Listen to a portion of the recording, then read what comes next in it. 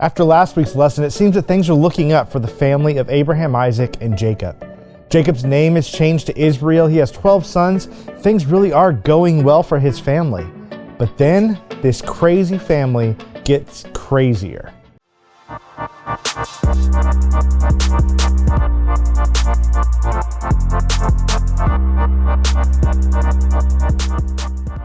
So Abraham's descendants settle in the land of Canaan. This is the land that God had promised Abraham back in Genesis 17. And if you remember, the promises of God are taking center stage over the past few weeks. And after Abraham, Isaac, and Jacob try to make their own way rather than trusting God, things still work out for them. And so we find Israel living in the land that God has promised him. But good things could only happen for so long, right? So let's pick up this story by reading Genesis 37, 1 through 11.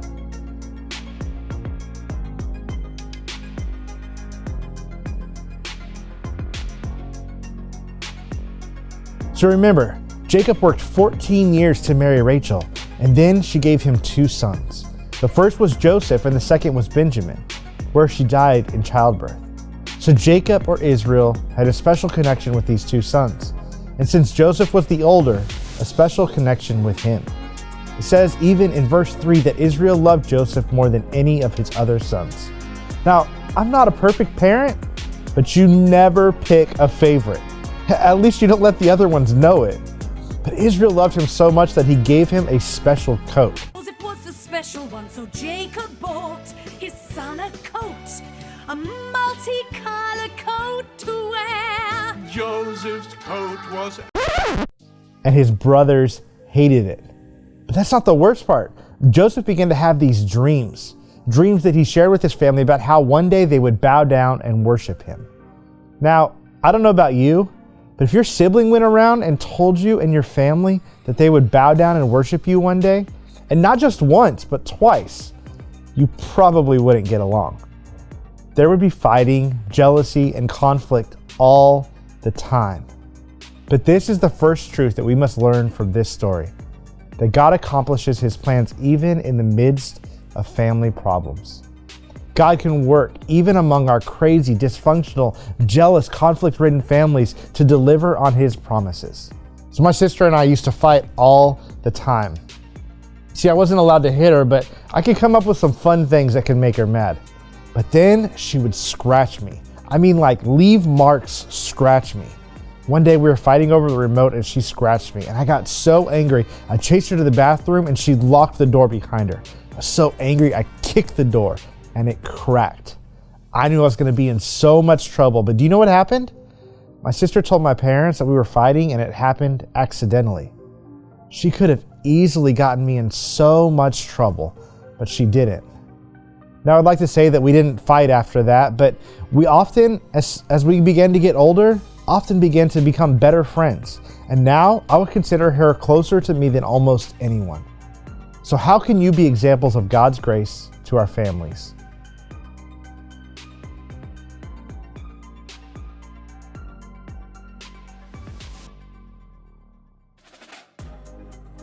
Now Joseph's story doesn't work out the same. And so take some time and read what Joseph's brothers did to him. Read Genesis 37, 12 through 36.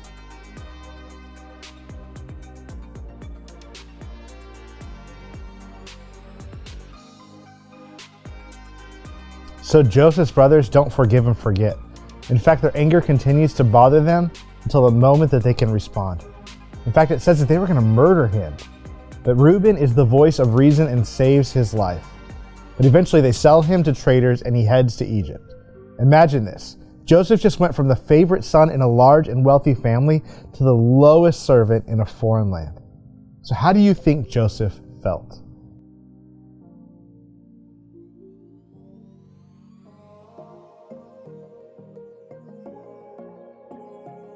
Joseph had to be lonely, frustrated, and probably that God had forgotten him.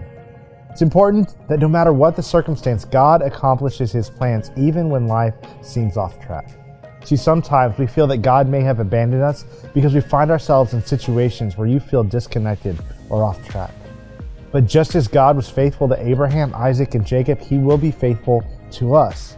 and deliver on his promises no matter the circumstance you find yourself, self-inflicted or not. So what do you think helped Joseph not lose his faith in God during this time?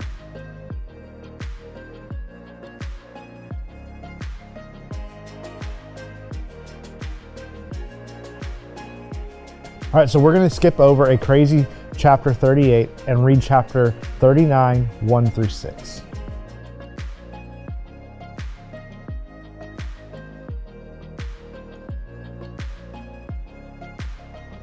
So Joseph makes the best of the situation and works hard, and God was with him. He begins to move up in the household of Potiphar. In fact, he becomes overseer over the entire house and was in charge of all his possessions. And Joseph was blessed by God with his work. What's important is that Joseph didn't lose heart. He didn't lose faith or trust in God's promise, but continues to work hard even after something as terrible as being sold into slavery happened. That's because he believed that God can use us for his glory in any work situation. We have created this idea in our Christianity that there are things that are sacred and things that are secular. Things like church, Bibles, worship songs, Christian art, they're sacred, but everything else is just secular. But what if we saw things as God does and realized that we have an opportunity to use everything to bring God glory? Colossians 3:23 through 24 says, "Whatever you do, work heartily, as for the Lord and not for men, knowing that from the Lord you will receive the inheritance as your reward. You are serving the Lord Christ." We must recognize that everything, from how we treat our siblings to how we do our schoolwork, represents the God that we serve. It doesn't mean that if you get a bad grade, you're not saved. But it does mean that we're called to work hard, to do our best, and in doing so, we represent God well. So what does it look like to do our work in a way that honors God and brings him glory?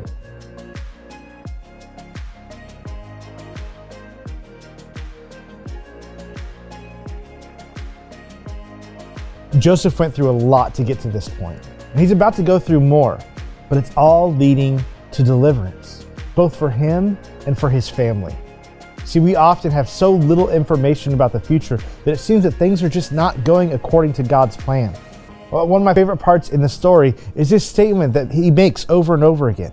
He says, "You meant evil against me, but God meant it for good." It's important that we recognize that no matter the situation, God can use it both for his glory and for our good. Maybe you can take some time this week, maybe today, and ask yourself, how can we look at bad situations as opportunities for God to use them for good?